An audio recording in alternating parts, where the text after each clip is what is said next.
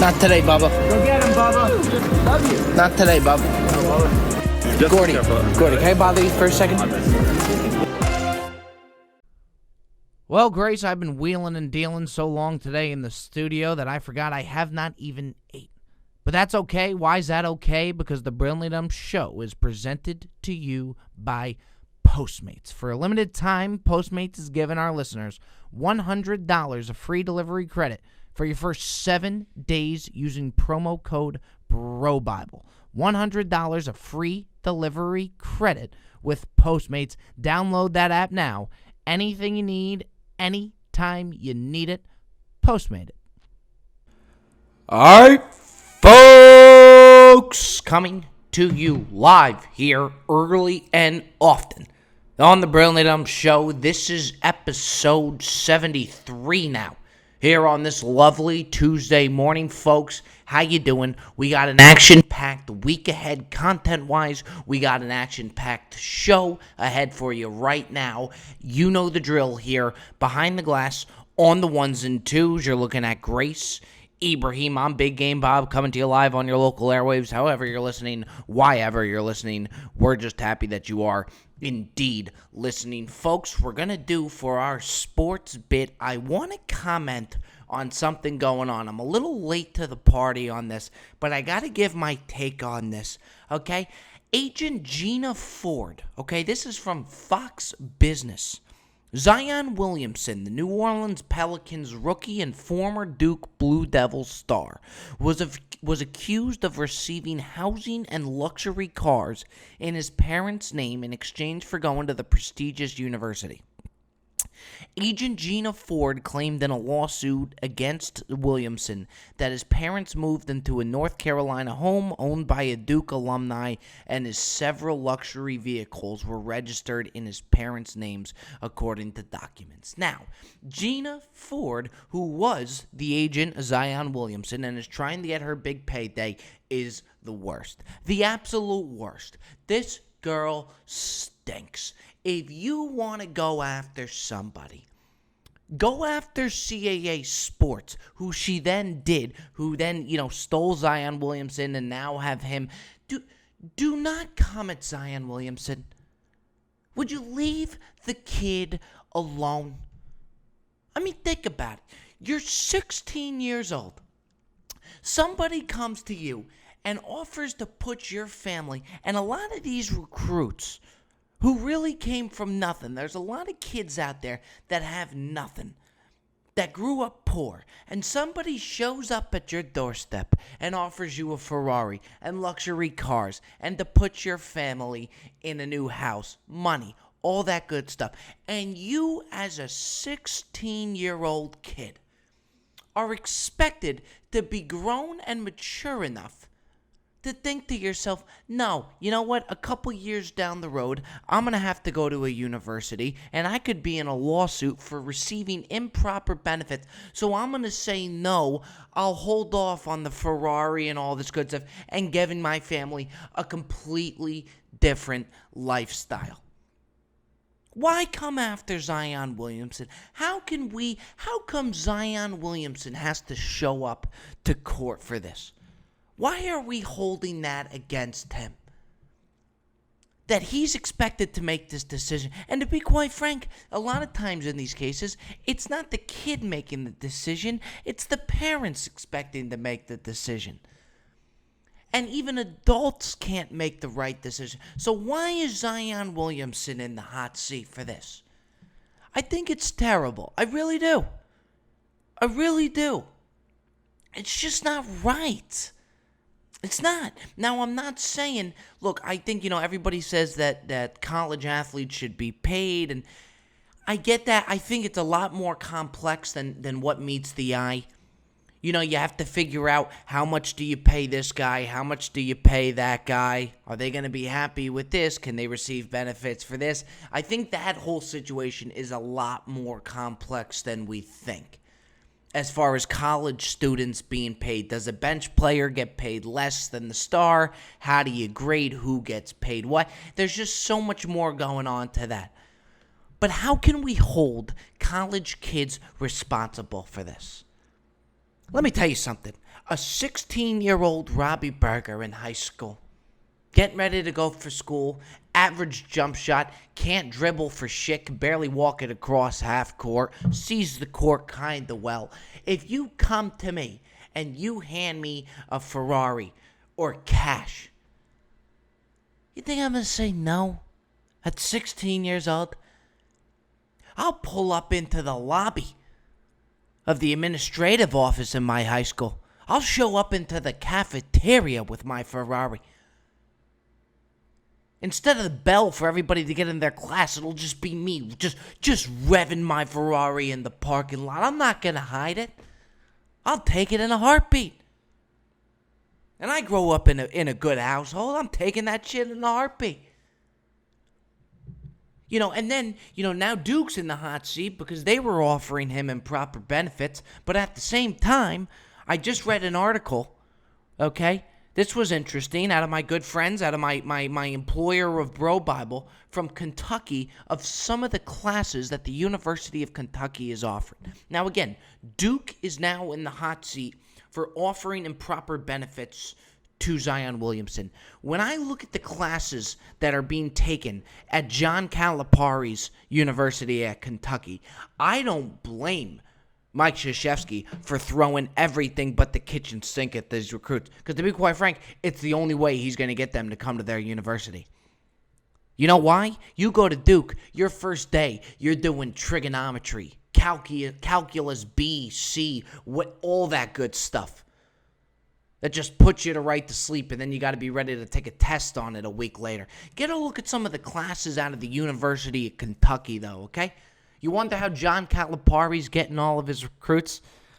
Get a look at this. They got a Beyond Ramen class at Kentucky that you could take, which is the basics of nutrition and cooking with pantry staples. No such thing as free money, budgeting, and managing money for young adults. They Ain't Your Mama class. That's the name of this class. They Ain't Your Mama. Roommate etiquette and household maintenance class. I'm going to Kentucky. This is how Calipari's landing all of his recruits. Beyond Ramen class. You imagine two guys that went to high school, top recruits. One goes to Duke, one goes to Kentucky. You FaceTime, one guy's in his trigonometry class, then you see his friend, he's cooking a thing of mac and cheese. The professor's teaching you how to cook a scrambled eggs. All right, guys, we're going to do a little salt and pepper now. There we go. Great job, Mr. Williamson. The other guy's just dying to get through his calculus class. Do you blame everybody to go to Kentucky? Do you blame Mike Krzyzewski for throwing the kitchen sink at these recruits? It's the only way he's going to get them. You got to put him in a fucking mansion to steer him away from these classes. There's an I wouldn't post that class going on in Kentucky, managing personal safety in online and public spaces. But to be quite frank, roommate etiquette is a great class. You're going to have roommates beyond college. You need to know roommate etiquette. Who does the dishes? Who takes the trash out? I would love to know how long to cook my scrambled egg. At 16, I had no idea how long to heat a Hot Pocket up for. How do I manage a credit card? How do I not go completely bankrupt when I get my first credit card? Those are the classes that need to be taken. I couldn't get past my geometry class in college. How many times do you think I had to deal with a fucking rectangle after college? None. It's the most ridiculous thing of all time. Because of a rectangle, I am a college dropout. I couldn't pass college. Why not go to Kentucky? Why not? The Louisvilles of the world, where these classes beyond ramen are being taken. Fuck it, those are the classes you need. How do I handle a mortgage? How do I buy a house? That's the shit you need, not rectangles. I can't even pronounce rectangles right. Go to show you how much I learned in that college geometry class. I did not pass college because of a rectangle, a geometry class that I couldn't get by. Yet we're going to hold Zion Williamson now accountable for taking all of these benefits to go to Duke, grinding it out in these classes. And he's supposed to say no at the age of 16 to money and cars. We're going to hold that against the kid? You tell this agent, go after the CAAs. Go after the big corporations and agents. Don't come at Zion Williamson for taking some cash. Jesus Christ, just terrible. Not that we should feel bad for Zion Williamson. I think he's doing okay. Shit, the guy could jump through a building. Don't feel too bad for him, but fuck. Take it easy on these kids. What a hot start to the show there, Grace. Anywho, moving on. Okay, Grace, so here's a good one that I had to get off my chest. For those of you folks out there, listeners of the Brilliantly Dumb Show, if there's one piece of advice I could give you, let it be this. Before you commit to a bachelor party, know and understand where the bachelor party is going. So my cousin is getting married, okay? I am actually the one who is going to be marrying them. Whatever that's called, the official. I'm that guy. So I'm going to, do a little stand-up type thing, also do like a serious emotional thing. Big part of the wedding. I get that, okay? My cousin's the bride, okay? Married to the groom, who's a great friend of mine. Love the guy. Big fan. Matty Ice. I'm going to call him out. Now, Matty Ice calls me the other day. They're getting married next year. He said, I'd love you to be a part of the bachelor party. I say, great, I'm in. Didn't even get the destination yet. That's the first thing you do before anything. Be excited for the bachelor, but don't commit to the bachelor party quite yet. I say, sure, I'm in. I'm thinking maybe Pebble Beach, maybe Dallas, Texas. Do a couple barbecue, play, a golfing trip somewhere. I say, sure thing. Where are we going, Matty Ice? I'm all set. We're going on a 7-day carnival cruise. I said, hold on.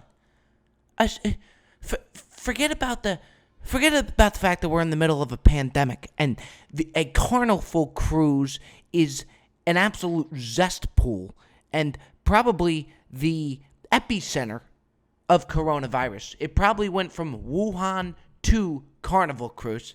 Okay? Let's just forget about that.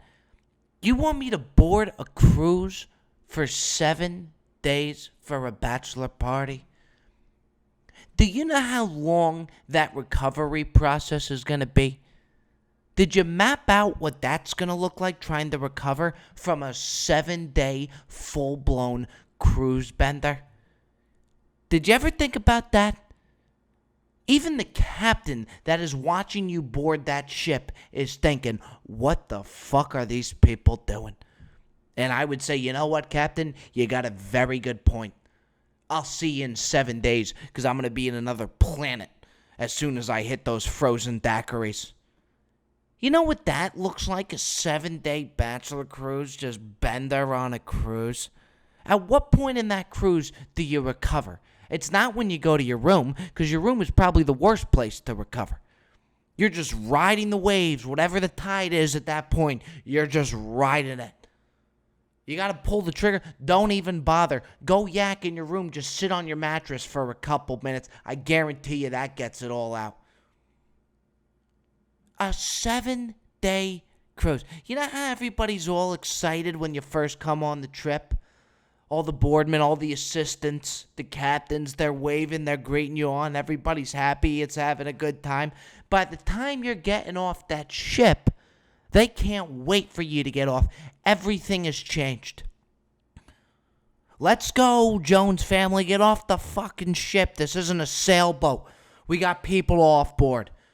When you came on, there's, hey, welcome, Jones family. Get the fuck out of here, Jones family. Let's go, let's go, let's go. Yeah, go fuck yourself, Delvin. Go take your animal towel tricks somewhere else. It'll be nice to come to a room where there isn't a draft hanging from the ceiling fan.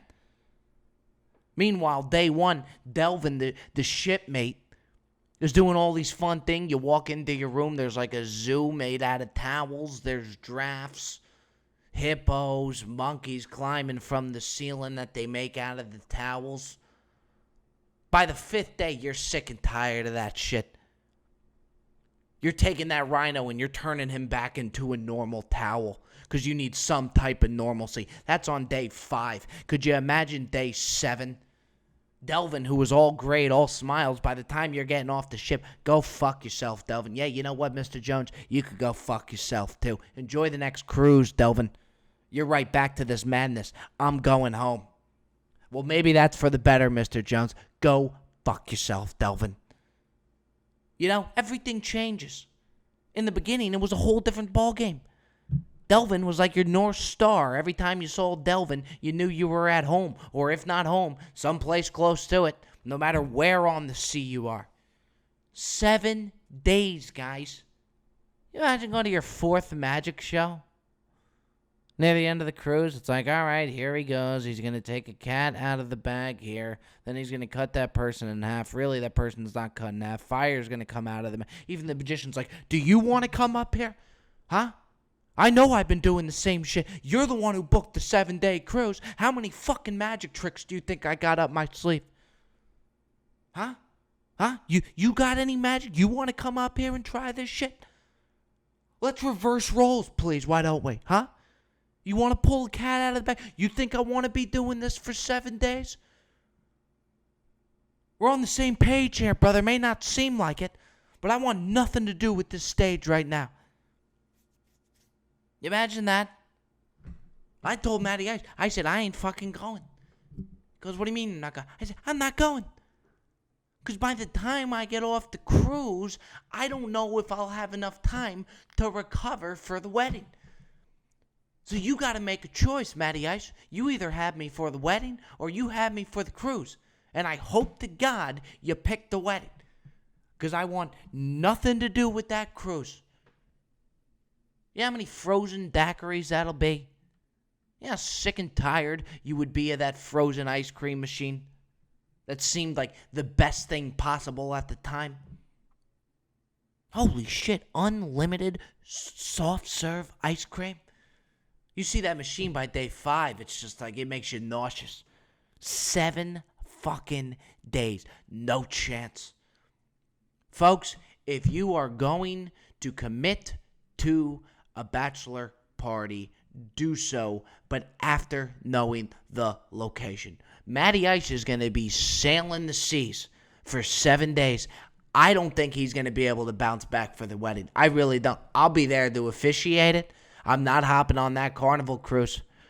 Shit, I love Caesar salad, but those dinners, I'd be a little sick and tired of the Carnival cruise Caesar salad by day 3 or 4. Croutons or not, it doesn't matter. You pretty much are having leftovers by day 5, 6, or 7. I mean, just an absolute disaster. I think cruise are a disaster. If you're going to do a cruise, a day or 2, tops, you're done. That's it. Not 7 days, Matty Ice. Enjoy the cruise. So sorry to be missing that. Love you to death. Couldn't be happier for you to be marrying my cousin. But my, oh my, will I not be joining you on that trip. Love you though, pal. Anywho, moving on. So, dinner time, Rob. What are you thinking? Al, I actually think I'm going to go with my 4th dish of chicken parm this week. You're a chicken parmaholic, bro. Can't stop. Yeah. And I can get it anytime I want, anytime I need it. You can. You know how? No, tell me. Using the Postmates app. Oh, I love it. From an early morning breakfast burrito to a bottle of wine after work, maybe that bottle of wine turns into 3 bottles of wine, Alex. You could Postmate some Advil too. They do it all over at Postmates. For a limited time only, Postmates is giving our listeners $100 of free delivery credit for your first 7 days.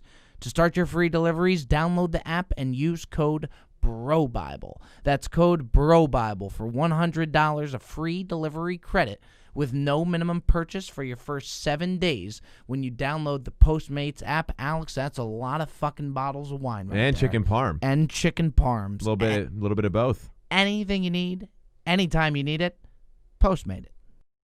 Hey, Grace, I'll tell you what bothers me, okay?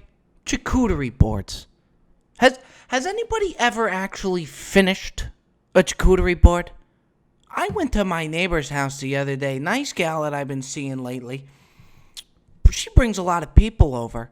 I didn't know what to bring, and I know this is ridiculous, and I took a lot of shit for it, as I deserve. I brought salmon. It might have been the most ridiculous thing to bring to a gather-along. He was outside, she was barbecuing. I come up with cooked salmon. I put it in the air fryer, I did everything I had to do to the salmon. This jerk-off comes in, all right? This guy, I didn't know the guy, okay? He comes in, he starts busting my balls about the salmon. And that's okay. That's fine. If somebody came in that I didn't know, and they brought salmon to a barbecue, I would bust their balls to an extent. For sure. I would take my jabs.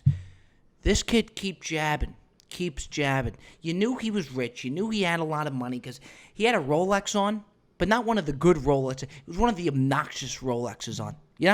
It was a fuck you Rolex watch. It's one thing to wear a Rolex. It's another thing to wear a fuck you Rolex. That's what this kid has. Okay? This kid keeps jabbing. And I know the salmon's ridiculous, but it's thoughtful. All right? This jerk-off comes in with the charcuterie board. And I thought everybody knew what a charcuterie board is till my friend told me what's a charcuterie board. It's the meat platter, the meat, the cheese, the olives. There's so much shit on this stuff. Okay? And everybody's intimidated by the charcuterie board. Nobody knows how to approach it. You got 5 different blocks of cheese. Some pre-sliced, some not sliced. So you don't want to be the person that dives in and does the first cut on the non-sliced cheese. It's easier to get the sliced cheese. Do you match that with an olive? It's like everything on the charcuterie board, they don't even go. They got fucking walnuts on there. It's just a weird thing to bring. And I don't get why the person bringing the charcuterie board gets the credit that they do. Somebody comes in with salmon, somebody comes in with a charcuterie board. And somehow, this guy's getting praise for his charcuterie board. I turned over to him. I said, hey, just want to let you know, I would pay you $100 if that charcuterie board is finished. It just confuses everybody. The charcuterie board part of a gathering is the most awkward part of the gathering because that's when everybody's feeling each other out. The salmon part, that's our entree. Everybody's already mixed in.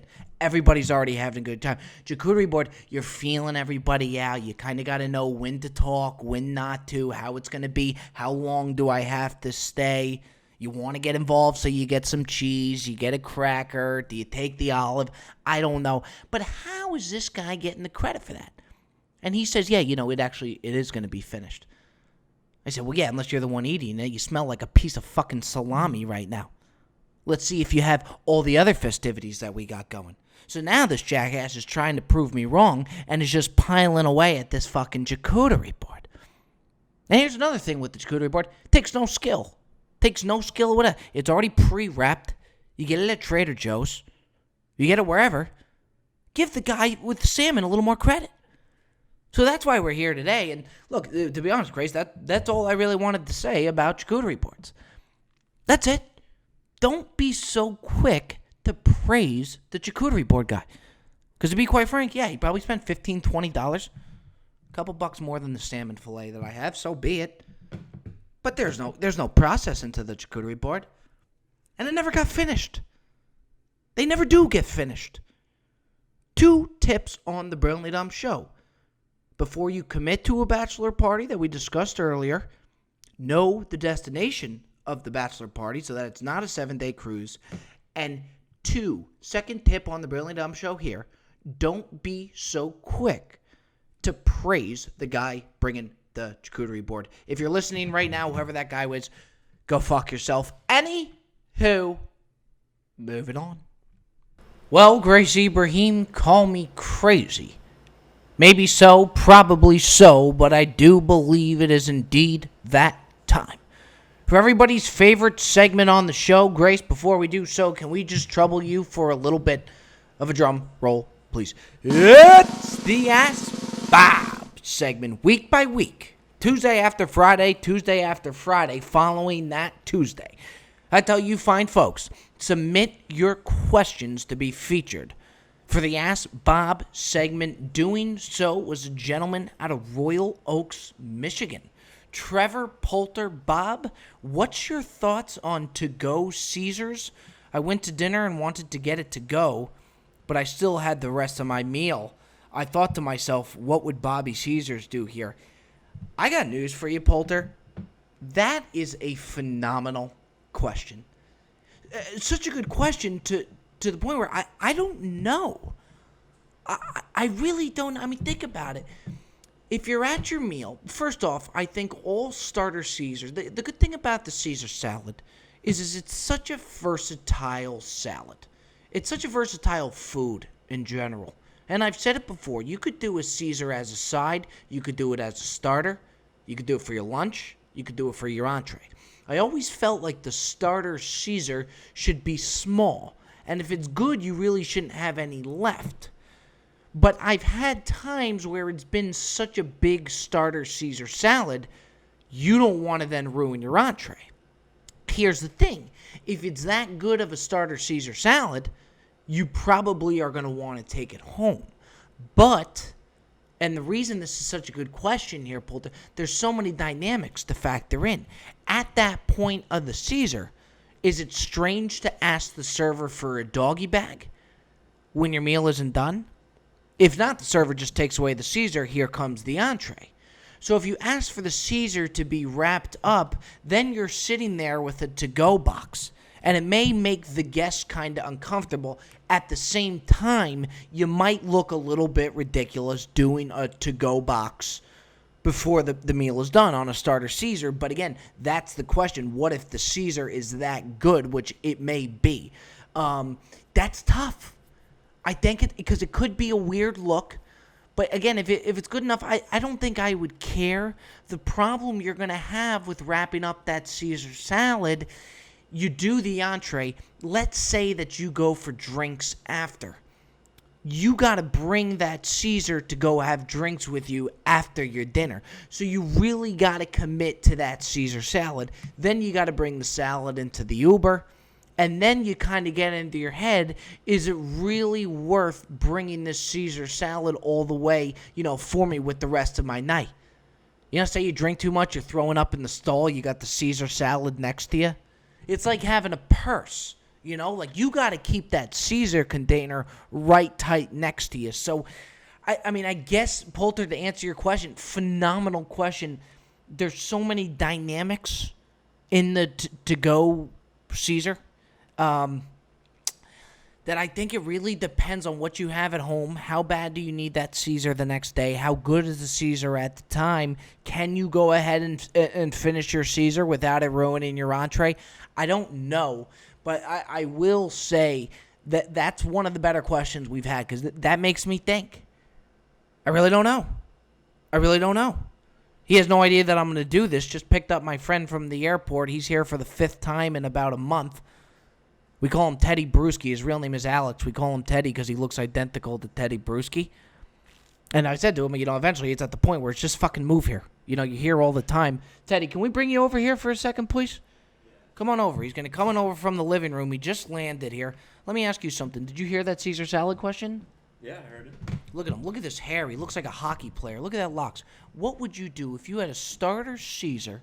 Okay, you still got the entree to come. It's a big Caesar. There's salad left. Teddy, what do you do with that Caesar? I'm taking it home. You would? I would take it home. Now, you do realize you have to travel with that Caesar the rest of the night. Have you taken that into effect?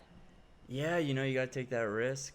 You might have some later. You might just throw it out. Who knows? But you already have so much stuff coming. And do you think, Teddy, that the people at your table would think it's a little ridiculous if you asked for a doggy bag before the meal's completed? Yeah, I mean, if you're one of those guys that does it all the time, then it might not be that ridiculous, but yeah, see, you know what? That's a good point. Maybe to answer your question, Trevor, maybe I'm in the clear because I'm Bobby Caesars, and people would just kind of understand. Once you get that reputation. Once you get that reputation. Yeah. So yeah, maybe Trevor, really build up your reputation as a Caesar guy. Phenomenal question. Really made me think, Teddy. I think that made you really think from the living room, too. That, folks, is Grace Ibrahim behind the glass on the ones and twos. I'm Big Game Bob. This was the Brilliantly Dumb Show. I think I said episode 72 to start. It's actually 73. These things are just flying by. Like I said, wake me up when there's a milestone episode that I'll really remember. But, folks, I'm having fun with this. I hope you are. We will see you back to Friday, because we do this Tuesday after Friday. You take care now, folks. Hope you enjoyed the show. Not today, Bubba. Go get him, Bubba. Love you. Not today, Bubba. No, Bubba. Gordy, can I bother you for a second?